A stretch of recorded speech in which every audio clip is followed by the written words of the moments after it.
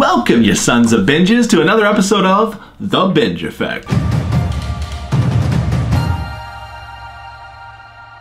Welcome to the show the internet didn't know it needed. Until now. That's my movie trailer voice, if you couldn't tell. I've been working on it way more than I should have.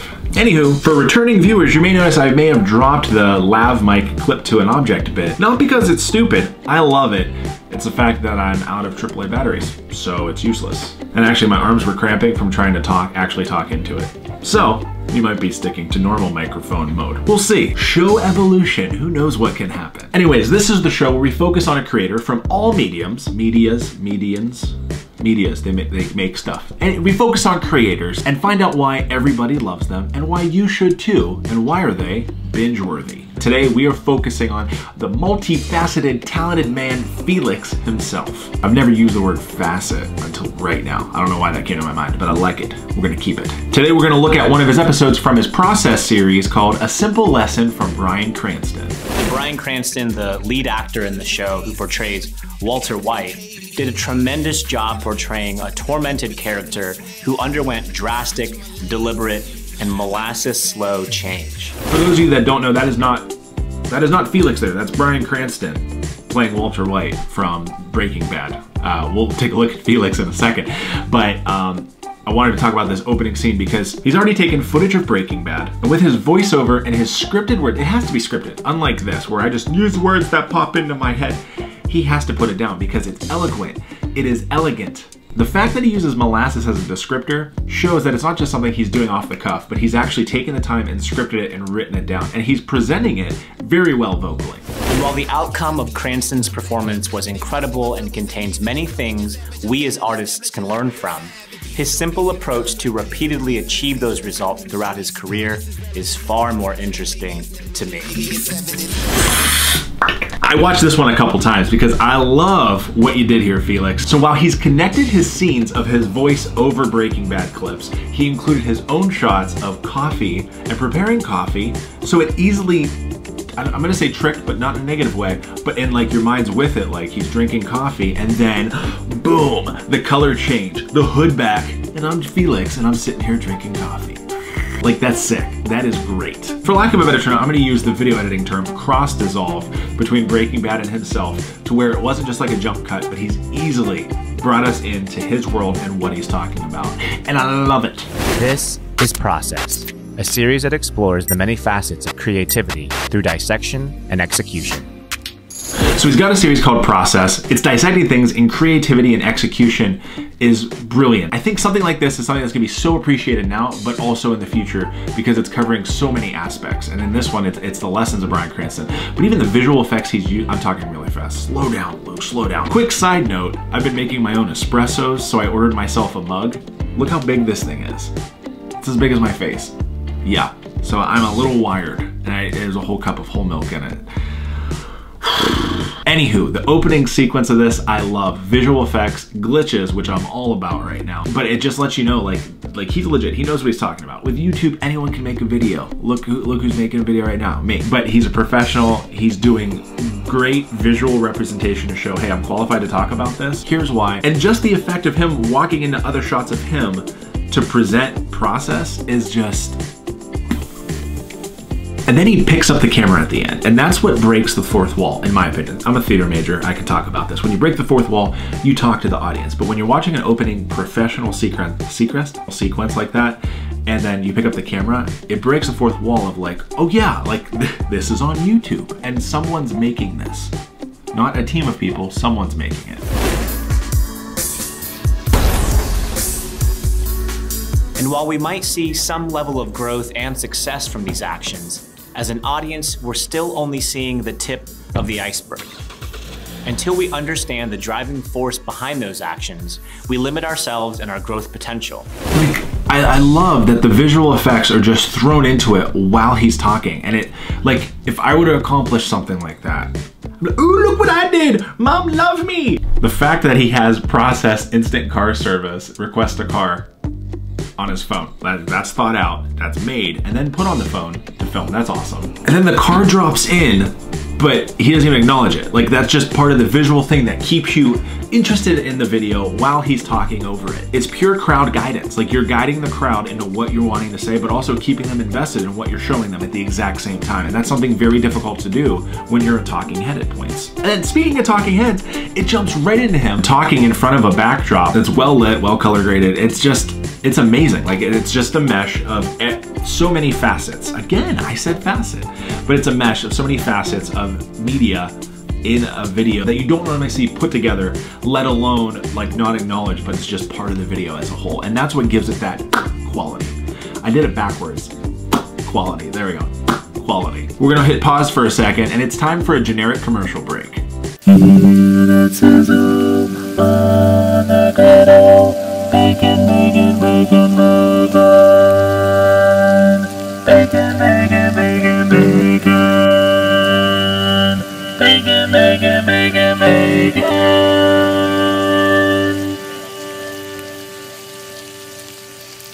Bacon, the most versatile meat that can be breakfast, lunch, dinner, snack, or topping.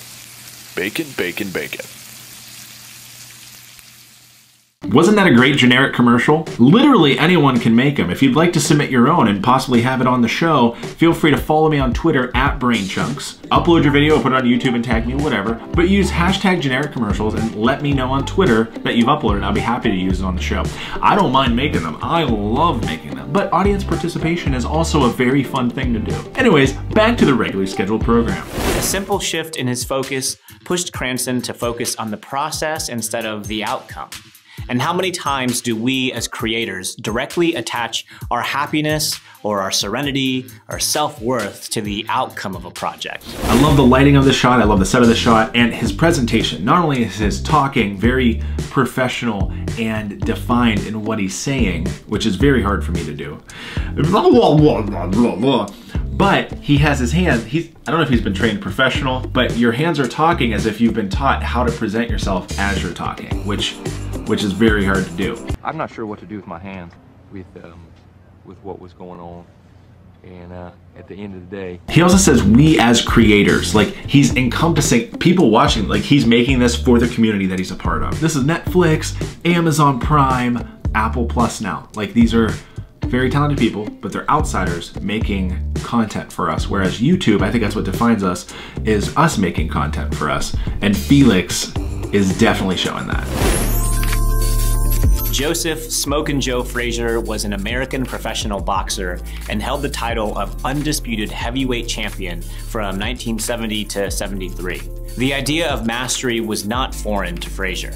He states that champions aren't made in the ring, they are merely recognized there. It's only when we learn to truly fall in love with the process of our craft can we begin to make the shift from ordinary to extraordinary. Again, being a talking head and talking quotes over information, over scripted content is very tough not to sound like a robot. And Felix is not only presenting it well, but he's visually presenting it in a way where we're still watching it. Because I don't know if you've noticed in the process videos, but you could almost make a podcast out of the episodes. You could listen to it. But if you're watching it, you're getting rewarded in another way because you're seeing it as well. The fact that we're getting the quotes written on the screen helps a ton, makes it more real. And also putting footage behind it is what keeps you going, yes, this is real, this is relatable. And that is awesome. I know I didn't focus on Bryan Cranston much in this video, but that wasn't the point I wanted to make. This is the video I picked, but there were reasons why Felix stands out from the pack, and this is why he deserves to be binged. How often do you see visual effects put into a video, but not focused on the visual effects, but that's just part of the viewing pleasure?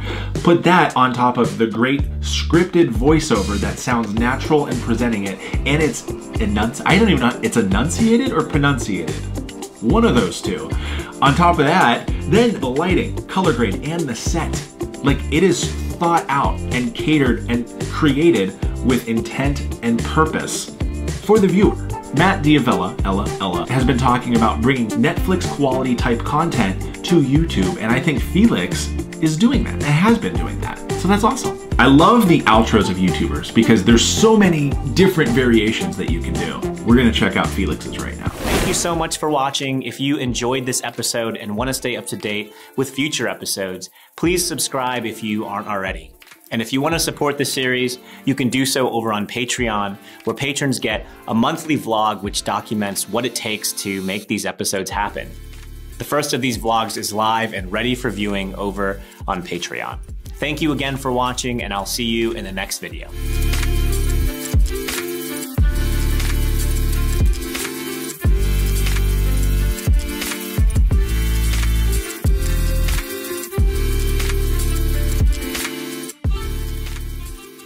What I love about this outro in particular, it's within the context of the video. It's shot in the same place, same outfit. It's not like a pre-recorded outro for all videos. It's just he's actually outroing it, and he's also doing a call to action. Support him on Patreon. Some YouTubers are scared to be vulnerable and say, hey, I have a Patreon. If you want to support me, here's how you can do it. What do you have to lose? And then subscribe for more. Always remind the user to subscribe. For people outside the YouTube world, they don't get it, but if you're in YouTube, you get it. Felix is also an amazing artist. I don't know if you've seen his work before, but I also follow him on Instagram, so follow him on Instagram too. But he shows his artwork, he shows how his drawing process of it, and it's amazing. So be sure to check that out. Here's a little clip of what he did in another video recently. I've got this white 11x17 picture frame on my wall that's had a placeholder image in it for far too long. So I thought, hey, why don't I make something that I can put into that frame? It just feels right to be moving a pencil or pen or some drawing apparatus across a canvas. To be honest, I don't really know who these characters are or what the overall piece is supposed to mean, if anything at all. This drawing was mainly a result of putting on some headphones and letting my mind wander as I drew for a couple hours.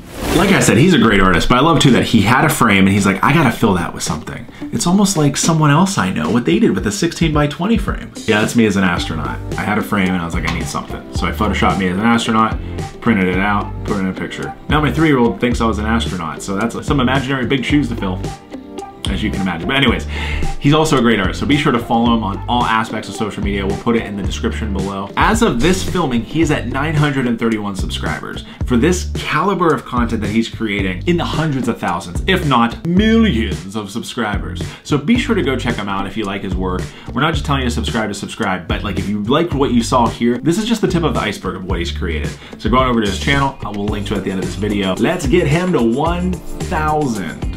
I tried to come up with a rhyme in my head and I broke my brain. Anywho, thank you, Felix, for the artwork you make and the content you create and how you get to kind of share us behind the scenes. If you guys want to, follow him on all the platforms. Subscribe to him on YouTube, follow him on Instagram and Twitter. Support him on Patreon if you like. We'll link to all that below and at the end of this. And let's get him to at least 1,000 subscribers, because that quality is great. Anywho, I'm Luke from Luke's Brain Chunks. Feel free to follow me on Twitter at Brain Chunks. Subscribe, hit that notification if you like. You don't have to, no pressure. I'm not making you. I mean, I'm Italian, but I'm not affiliated with the mafia in any way. So don't be intimidated, I'm not threatening you. I'm just saying, these are the options you can do. Other than that, let me know in the comments below. Who should we feature? Who have you been binging on? And who should be on the next episode of The Binge Effect? Hey guys, thank you so much for taking the time to check this video out. If you'd like to pop over and see some of the things that I'm working on, it would mean a lot to me. And thank you again to Luke for featuring me on The Binge Effect. I think someone needs to take the time to make a binge effect of the binge effect, thus qualifying the binge effect being bingeable.